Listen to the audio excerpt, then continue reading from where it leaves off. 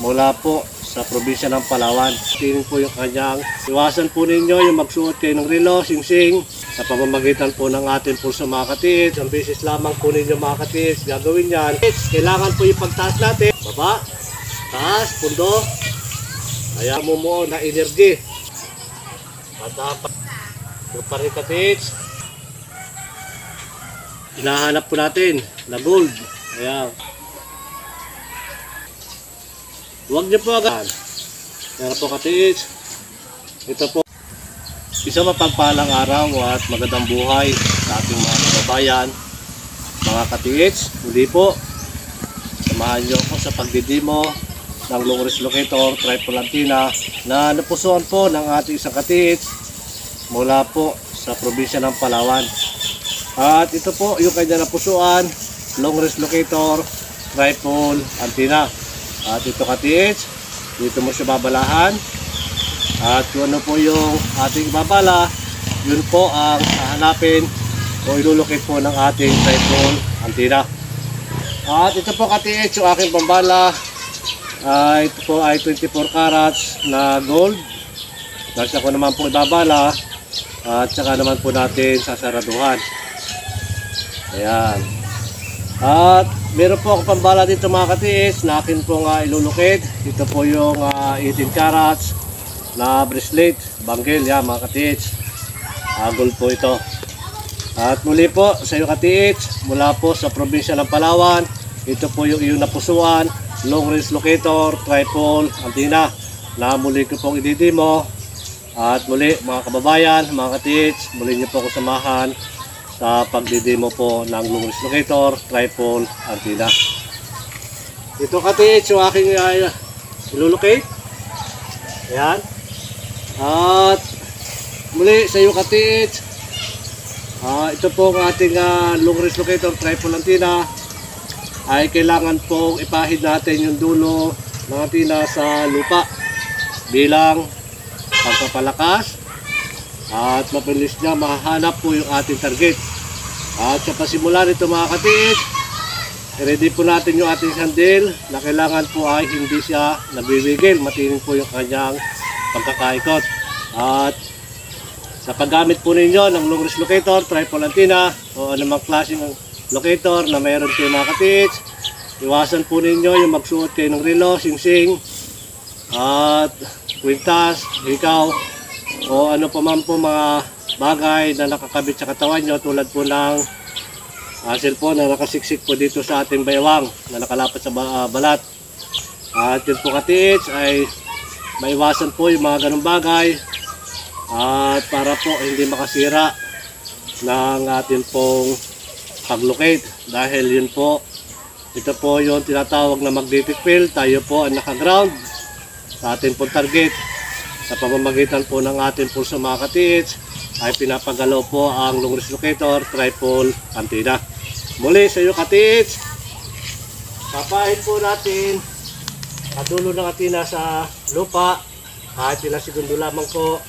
At kapag once na ipahid nyo po yung dulo ng antenna sa lupa, isang beses lamang po ninyo mga katiits gagawin yan kapag nandun na pa kayo sa isang site.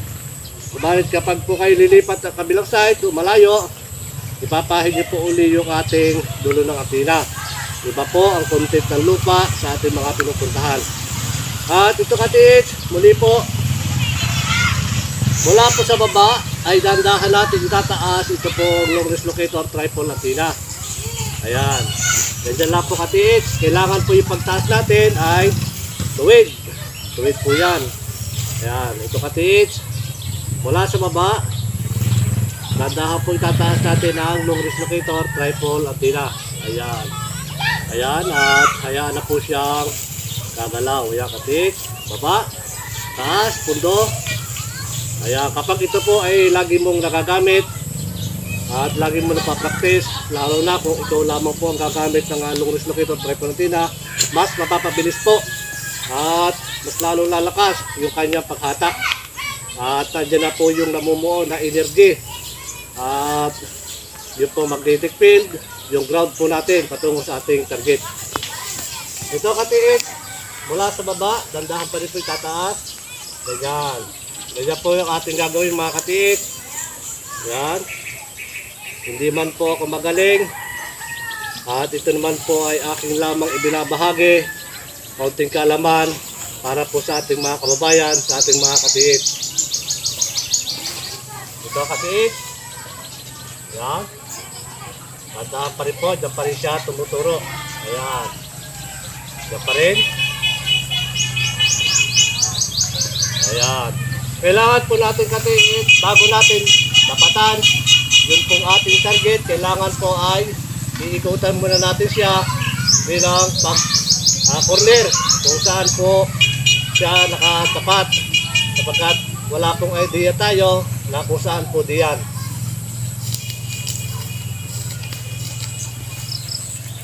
Ayan. Yung parikatits. Ayan. Ayan, dyan pa rin po siya tumuturo. Ayan. Lalo na kung wala po siyang itinuturong ibang lugar, malapit dito na hinahanap po natin na gold. Ayan. Ayan po katiits. Dyan pa rin po. At ang gagawin dyan katiits, sa pagkukorner po ng ating target, kailangan po kapag nagsimula kayo sa una, lagyan nyo po ng cross. Kaikis po yan para mabilis nyo po mahanap bago po natin tapatan, mga katiits. Ayan, mula sa baba. Ayan, at utay naman tayo katiits, babalikan hanggang sa makorner po natin yung ating target. Ayan, ganito lang katiits yung inyong gagawin. Ayan. Pangalawang bisis. Huwag niyo po agad katiit na tatapatan. Huwag niyo po agad tatapakan. Pero na lamang po kung yun ay inyo nang nalukit at alam niyo na po kung saan nakatapat. Pwede na po yan. At sa pagtapat po natin mga katiit, lalayo po tayo ng 1 meter to 2 meters. At bilang pagtapat po natin, hindi po tayo dapat maging mabilis sa pagtapat kong dyan. Kailangan po katiits ay bubuo pa rin po tayo ng ground. Yeah, katulad po ng ginagawa ko ito. At ito po ay dandahan nating lalapitan. Ito po ang ating target. Ayan, may namumuo na dyan mga katiits na ground. Ayan. Ito na katiits. Ayan. Ito po yung ating triple antenna. Ayan.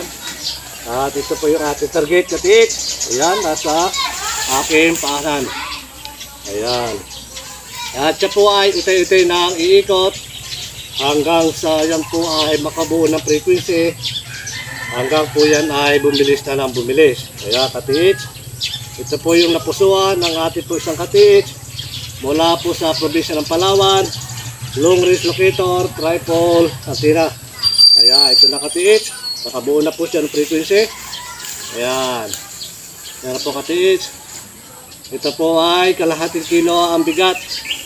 Ayan, at complete na load na rin po ito mga katiits. Na akin pong ilalagay. At meron na rin pong pampalakas ng hatak. At sikapin nyo lang mga katiits na sa paghawak po ninyo ng locus locator, dapat hindi po naglalayag yung ating isip. Focus po tayo doon sa ating target. At napaka-importante din mga katiits, kapag po kayo ay mayroong locator, huwag po ninyong ipagpapaupa o bilang hihingi kayo ng kaparte sa inyo pong ilulukit. Huwag po yun mga katiits. Ang mahalaga po sa atin ay po ay tumulong at siguro naman po yun doon sa ating tutulungan. At muli mga katiits, pangalawa pa rin po pagkakataon na ating pong paglukit. Ayan. Yan, ito katiits, sikapin mo lang lagi na ang antenna po natin ay sinisipat po yan. Dapat medyo tuwid po yung katiits, yung ating pong antenna.